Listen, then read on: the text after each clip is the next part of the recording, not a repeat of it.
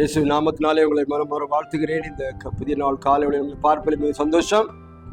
இந்த நாளில் ஒரு புதிய லோகசுவாத்தை நான் உங்களுக்கு சொல்லி கடந்து போக விரும்புகிறேன். எரேமியா புஸ்தகம் 33ஆம் அதிகாரம் 3ஆம் வசனம் மிக முக்கியமான ஒரு வசனம். என்னை நோக்கி கூப்பிடு, அப்பொழுது நான் உனக்கு உத்தரவு கொடுத்து நீ அறியாததும் உனக்கு எட்டாததுமான பெரிய காரியங்களை உனக்கு அறிவிப்பேன். என்னை நோக்கி கூப்பிடு, கால் அண்ட் டு மீ என்று சொல்றார். கால் பண்ணு, ஆண்டவருக்கு ஒரு கால் பண்ணணும். கால் நீங்க இப்பதான் செல்போன் வந்திருக்குது பாருங்க. இயேசு பிறக்கிறதுக்கு ஒரு 500 வருஷத்துக்கு முன்னாலேயே சொல்லிட்டாரு கால் பண்ணு, என்னை நோக்கி கூப்பிடு. சில ஆள் சொல்லுவாங்க நான் அப்புறமா கூப்பிடுறேன்னு போன்ல சொல்லுங்க. இப்போ கர்த்தரே சொல்றாரு என்னை நோக்கி கூப்பிடு. பாருங்க ஒரு பெரிய மாற்றம் எங்க இருக்கு. நீ நம்ம எங்கெல்லாமோ கூப்பிடுவோம், யாரெல்லாமோ அழைப்போம். சில ஒரு ஃபங்க்ஷன் வச்சா பெரிய பெரிய ஆட்களை கூப்பிடுவாங்க, பாத்திருக்கீங்களா? சோ இவர் வாரா, அவர் வாரா, இவர் வாரா, அங்க அதுக்கு அவ்வளவு பந்தோஸ்து போட்டு பயங்கரமா வந்து பெரிய பெரிய தலைகள் எல்லாம் வரும். பெருந்தலைகள்னு நினைச்சுக்குவோம். ஆனா அவர்கள் வந்து என்ன செய்வாங்க, காரியங்களை செய்வாங்க. ஆனா ஆண்டவர் ரொம்ப சிம்பிளா முடிச்சிருக்காரு. என்ன முடிச்சிருக்காரு?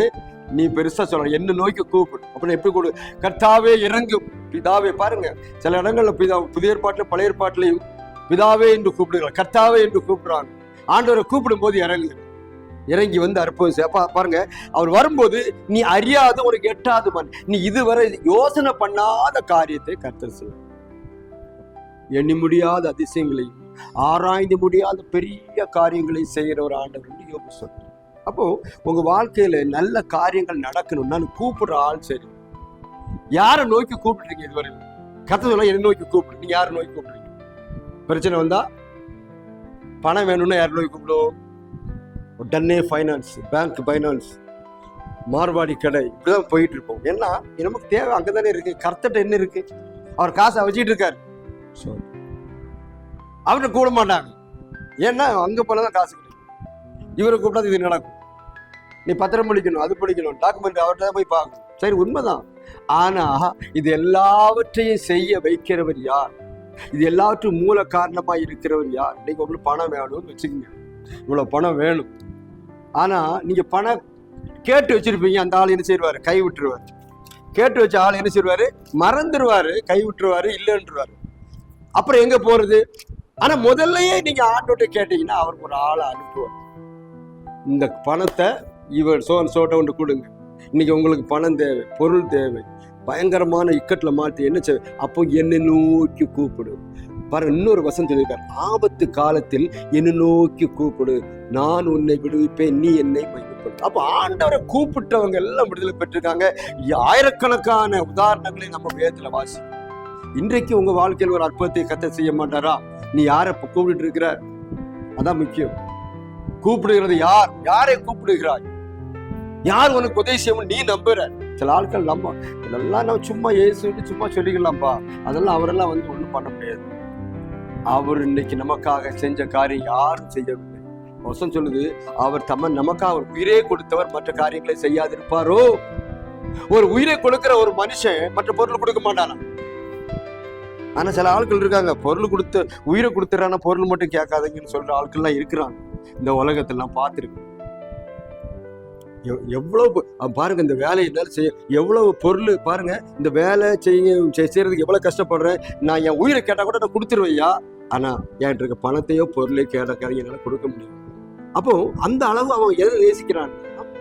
பொருளையும் பணத்தையும் நேசிக்கிறான்.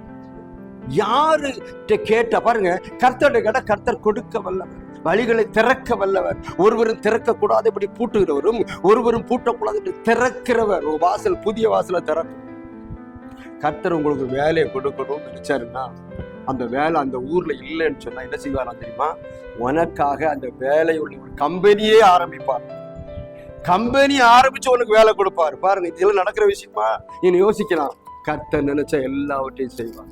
ஒன்றும் பாருங்க, அவரால் செய்ய முடியாத காரியம் ஒன்றும், எதுவும் நத்திங் இஸ் இம்பாசிபிள். அது விசுவாசிகள் நடக்கும். ஒரு மலையை பார்த்து போயிடும். நீ சொல்லி பண்ணா போதும், நீ கேட்டா கிடைக்கும். கேளுங்கள் அப்பொழுது உங்களுக்கு கொடுக்கப்படும், தட்டுங்கள் அப்பொழுது உங்களுக்கு திறக்கப்படும், தேடுங்கள் அப்பொழுது கண்டவர் வசனம் இருக்குல்லவா. இன்றைக்கு கூப்பிடுங்கள், அப்பொழுது உங்களுக்கு என்ன பண்ணும்? கூப்பிடுங்க. Call and to me. நான் உங்களுக்கு ஆன்சர் பண்ணுவேன். எப்படி பண்ணுவேன்? பெரிய காரியங்களை செய்வேன். உங்க வாழ்க்கையில பெரிய காரியங்கள் வேணுமா? இந்த காலையில கூப்பிட ஆரம்பிங்க. ஆண்டவரே எனக்கு இறங்கும். ஒருத்தன் இயேசு போயிட்டு இருக்கும்போது ஒருத்தன் கத்திட்டு இருந்தான். குருடன், தாவீதின் குமாரனே எனக்கு, தாவீதின் குமாரனே என்ன கூப்பிட்டுட்டே இருக்கிறான். நான் ஸ்டாப்பா கத்துறான். எல்லாருக்கும் சும்மா வாய்ப்பத்திட்டு சத்தாடா சொன்னா கேட்கல. இயேசு அந்த வழியை போக நின்றார். கேட்டு, என்னப்பா வேணும்? எனக்கு ஒண்ணு வேண்டாம், நான் பார்வையடைய வேண்டும் என்றான். கர்த்தர் அவனை பார்வையடையும்படி அவனுக்கு ஒரு விசுவாசம் ஆக்கணும் என்றார். இன்றைக்கு நமக்கு எந்த சூழ்நிலை இருக்கு? நீ அவர் நோக்கி கூப்பிடுங்களோமா? அப்படி கூப்பிட்டா கர்த்தர் ஒரு அற்புதத்தை இந்த காலையில் ஒரு வாழ்க்கையில செய்வாராக. அவர் நோக்கி பார்க்கலாமா? நீங்க கூப்பிட்டு ஆசிரியத்தை பெற்றுக்கொள்ளுங்கள். உங்களை உங்கள் குடும்பத்தை காலையில் கர்த்தர் ஆசிரியப்பாராக. ஆமென்.